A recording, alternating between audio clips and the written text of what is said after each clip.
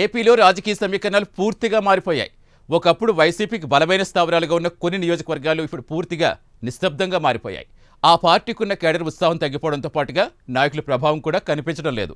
ఎన్నికల ఫలితాల తర్వాత పలు ప్రాంతాల్లో వైసీపీకి చెందిన నేతలు, కార్యకర్తలు పూర్తిగా వాయిస్లెస్ అయిపోయారు. అలాగే కొందరు యువ నాయకుల వ్యవహార శైలిపై వైసీపీ నేతలు కంగు తింటున్నారు. గత ఎన్నికల సమయంలో పిలిచి పిల్లనిచ్చినట్టుగా కొందరు నాయకులకు వైసీపీ అధినేత జగన్ టికెట్లు ఇచ్చారు. అయితే వారిలో ఒకరిద్దరు మినహా అందరూ విఫలమయ్యారు. ఆ తర్వాత అందరూ సైలెంట్ అయిపోయారు. ఇక వీరు ప్రాతినిధ్యం వహించిన నియోజకవర్గాల్లో పార్టీ పరిస్థితి అయితే దారుణంగా తయారైంది. దీనికి గల కారణాలేంటో ఈ కథనంలో తెలుసుకుందాం.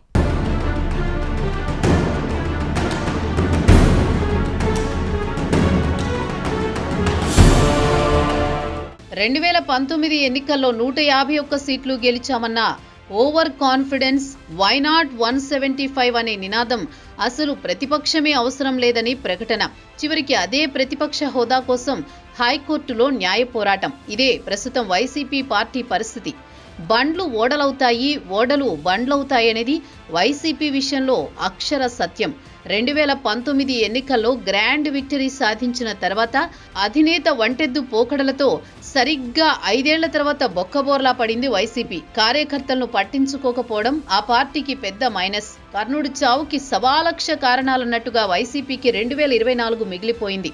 టీడీపీ అధినేత చంద్రబాబు అరెస్టుతో మొదలైన వైసీపీ పతనం ఎన్నికల్లో ఓటమితో ఓ లెవెల్కు చేరుకుంది.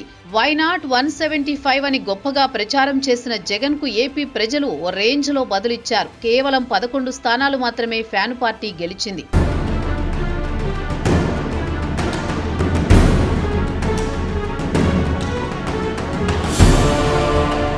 అయితే కొందరు యువ నాయకుల వ్యవహార శైలిపై వైసీపీ నేతలు కంగు తింటున్నారు.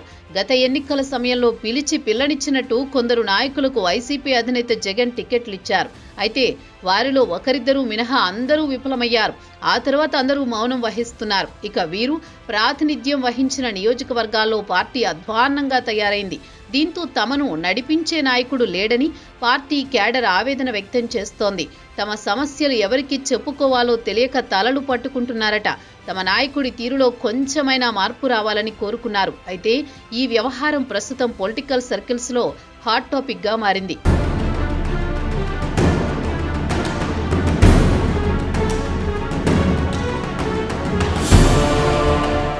ఈ ఇష్యూపై గతంలో పార్టీలో చర్చ జరిగింది. పార్టీ తరపున యాక్టివ్గా పనిచేయాలని కోరింది. దీంతో నాయకులు సోషల్ మీడియాలో పెద్ద ఎత్తున ప్రచారం చేశారు. కానీ దీనిలో అతి చేయడంతో అనేక మందిపై కేసులు నమోదయ్యాయి.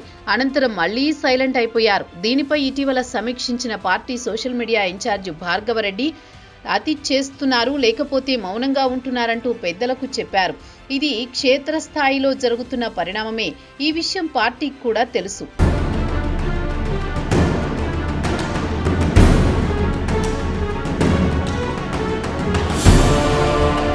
దీంతో పార్టీ అధినేత జగన్ మౌనంగా ఉన్నారు. ఎవరి దారిలో వారు వెళుతున్నారని తెలిసినా ఆయన మౌనంగా ఎందుకు ఉన్నారన్నది ప్రశ్న.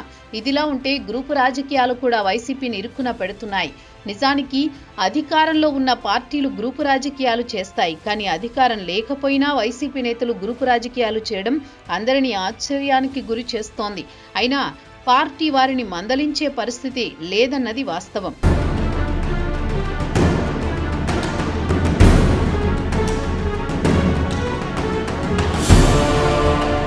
ఇప్పటికే అధికారంలో ఉన్నంతకాలం ఆ నియోజకవర్గాల్లో వైసీపీ హవా కనిపించేది.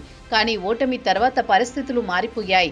ఒకప్పుడు ఎవ్వరూ ఎదురు మాట్లాడలేని స్థాయిలో ఉన్న నాయకులు ఇప్పుడు రాజకీయంగా వెనుకంజ వేశారు. అయితే ఇప్పుడున్న పరిస్థితి పార్టీ మనుగడకు ప్రశ్నార్థకంగా మారిందన్నది వాస్తవం. కొందరు నాయకులు మౌనంగా ఉండడం, మరికొందరు అవకాశం కోసం ఎదురు చూడడం, కొత్త నేతలు ఇష్టానుసారం వ్యవహరించడం, ఇలా వైసీపీలో భిన్నమైన వాతావరణం, భిన్నమైన పరిస్థితులు కనిపిస్తున్నాయి.